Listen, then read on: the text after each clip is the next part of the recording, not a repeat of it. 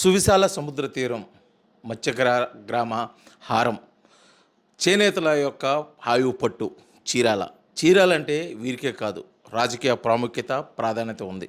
2024 కూటమి ఎన్నిక తర్వాత కూడా చీరాల్లో జరిగిన అభివృద్ధి ఎంతో ఉంది. కానీ ఇటీవల కాలంలో చీరాల్లో అవినీతి రాజ్యమేలుతుంది అని చెప్పేసి అనేక ప్రచారాలు జరుగుతున్న నేపథ్యంలో అసలు అటువంటి ఆరోపణలో వాస్తవం ఎంత అనే విషయం మీద మనతో పాటు మాట్లాడడానికి కోసం ఉన్నారు టీడీపీ యువ నాయకులు ఎంఎం కొండయ్య కుమారుడు ఎం మహేంద్ర ఉన్నారు. వారు మాట్లాడి తెలుసుకునే ప్రయత్నం చేద్దాం. సార్ చెప్పండి, కూటమి ప్రభుత్వం ఏర్పడిన తర్వాత చీరాల్లో ఎటువంటి అభివృద్ధి జరిగింది అని మీరు భావిస్తున్నారు? జరిగి ఉంటే దానికి ఆధారాలు ఏముంటే ప్రజలకు మీరేం చెప్తారు? కూటమి ప్రభుత్వం వచ్చిన తర్వాత చీరాల్లో టూరిజం కానీ, మనం ఏదైతే ఎలక్షన్ టైంలో మనం మాటిచ్చిన టెక్స్టైల్ పార్క్ కానీ, అలాగే క్రిటికల్ కేర్ సెంటర్ ఒకటి 24 కోట్ల రూపాయలు పెట్టి క్రిటికల్ కేర్ సెంటర్ ఒకటి తీసుకొచ్చాము.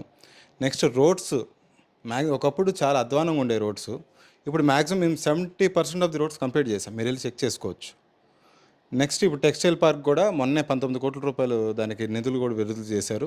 As soon as possible textile park కూడా కంప్లీట్ చేసి, ఇక్కడ మెయిన్గా మనకి చీరాల వచ్చేసేటప్పటికి చేనేతలు, ఆ తర్వాత మత్స్యకారులు, వీళ్ళది జీవనోపాధి చాలా ఎక్కువగా, వీళ్ళందరూ కూడా వాళ్ళ వృత్తుల్లో ఎక్కువగా బేస్ అయి ఉంటారు. చేనేతలు వచ్చేసేపటికి మా దగ్గర మగ్గాలు కానీ, మొన్న చేనేత పథకం ఇచ్చినప్పుడు ప్రతి ఒక్క మగ్గానికి 25,000 రూపాయలు ప్రతి ఒక్కరిని సెలెక్ట్ చేసి ఇచ్చాం. కానీ మధ్యలో ఏమైందంటే మొన్న ఈ కొన్ని మిస్ అయ్యాయి, ఎందుకంటే తొందరగా టైం లేకపోవటం వల్ల.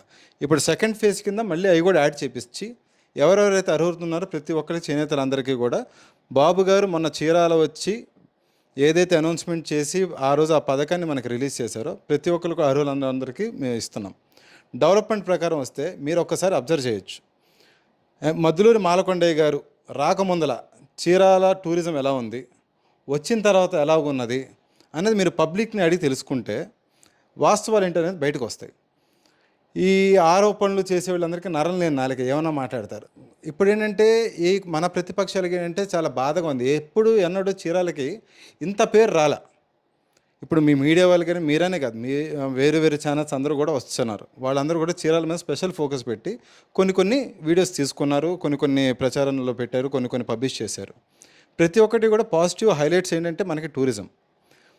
ఎమ్మెల్యే గారు మెయిన్గా ఈ టూరిజం డెవలప్మెంట్ కోసం మొన్న కూడా చంద్రబాబు నాయుడు గారిని ఈ రోడ్డు కోసం 36 కోట్ల రూపాయలు నిధులు కేటాయించమని అడిగారు. చంద్రబాబు గారు కూడా దానికి సానుకూలంగానే స్పందించారు. అది యాజ్ సూన్ యాజ్ పాసిబుల్ తొందరగా వస్తుంది.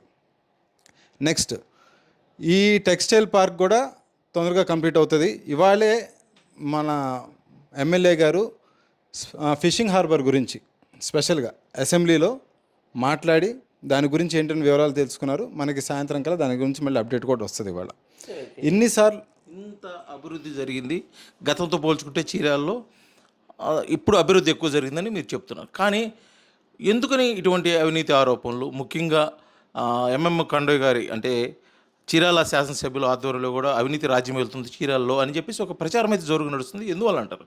సార్, ఇక్కడ ప్రచారం జరుగుతుంది అంటే బేసిక్గా పళ్ళున్న చెట్టుకి రాళ్ళు తగులుతాయి సార్.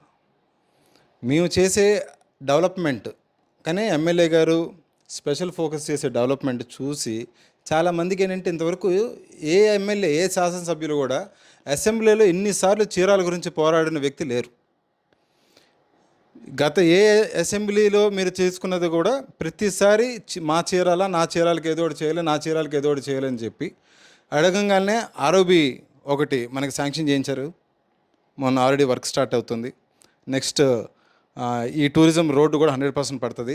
ఈ వీళ్ళు ఏంటంటే సార్ ఏదో ఒకటి మాట్లాడాలా, ఏం పని లేదు, నా నాలికి నరం లేదు కదా, ఏదో ఒకటి మాట్లాడి బీసీ ఎమ్మెల్యే ఎవరు మాట్లాడరు, అది అగ్రవర్గాలు అయితే ఏమైనా మాట్లాడితే వాళ్ళు ఏదో ఒకటి చేసేస్తారని వాళ్ళ భయం.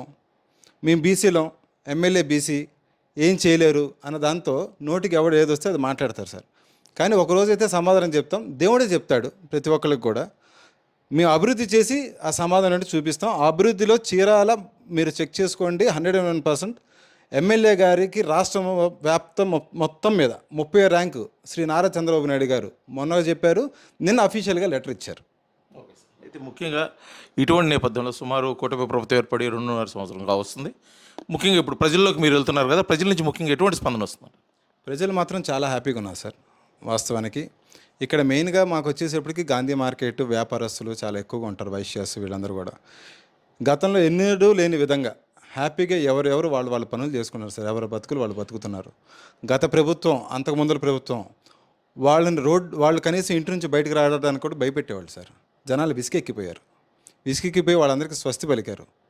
పలికి వాళ్ళ నుంచి తప్పించుకోవడానికి, లేకపోతే వాళ్ళు పెట్టిన కష్టాలు మామూలు విషయాలు కాదు. జనాల్ని చాలామంది అంటే కొందరు ఇప్పటికీ కూడా వాళ్ళు చేసిన పాపాల గురించి మాకు వచ్చి చెప్తా ఉంటే ఏంటంటే కొన్ని చాలా బాధాకరమైన విషయాలు. వాళ్ళ ఇళ్ళలో ఉండలేకపోవటం, ఇంటి ముందర గుంతలు తీయటం, వాళ్ళ మాట వినకపోతే మున్సిపల్ వాటర్ కట్ చేయటం, ఎలక్ట్రిసిటీ కట్ చేయటం, ఇలాంటి చాలా పాపాలు చేశారు సార్. చేసి వీళ్ళందరూ కూడా చేసి భయ్యా ఇప్పుడు మేము హాయిగా ప్రశాంతంగా బతుకుతున్నాం అని ప్రతి ఒక్కరు కూడా హ్యాపీగా సాటిస్ఫాక్టరీగానే మాకు చెప్తున్నారు. మీరు వెళ్ళి కూడా స్పాంటేనియస్గా వెళ్ళండి, మార్కెట్లో స్పాంటేనియస్గా వెళ్ళి టౌన్లోకి వెళ్ళి మీరు కనుక్కుంటే ప్రాపర్ కనుక్కుంటే మీకు ఏం జరుగుతుందో ఫ్యాక్ట్ అనేది మీ అంతటి మీకే తెలుస్తుంది సార్. సరే, ఇప్పటి వరకు యువ నాయకులుగా ఉన్నటువంటి ఎం మహేంద్ర రానున్న స్థానిక ఎన్నికలు అంటే జెడ్పీటీసీ కానీ ఎంపీటీసీ కానీ అదేవిధంగా మున్సిపల్ ఎన్నికలు జరగబోతున్నాయి. దాంట్లో ఎంఎం మాలకొండయ్య వారసుడిగా అరగ్రాటం చేసే అవకాశం ఉందా? అరగ్రాటం చేస్తే ఎక్కడి నుంచి చేసే అవకాశం ఉంది? ప్రస్తుతానికి స్థానిక ఎలక్షన్స్లో అరంగేట్రం చేసే ఆలోచన అయితే నాకు లేదు సార్. ఇక్కడ ఎవరెవరైతే మా క్యాడరు, ఎవరెవరైతే మాకు మంచి నాయకులు వీళ్ళందరినీ కూడా మేము రెడీ చేసుకొని పెట్టుకున్నాం.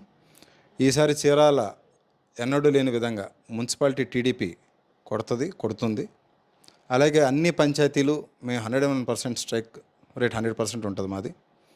ఎందుకంటే ప్రజలు మేము చేసిన అభివృద్ధి వల్లే వాళ్ళు సానుకూలంగా ఉంటారు. మా ఓట్లు మాకు పడతాయి తప్ప నాకు పర్సనల్గా ఇప్పుడు నాకు ఎంటర్ అవ్వాలని లేదు.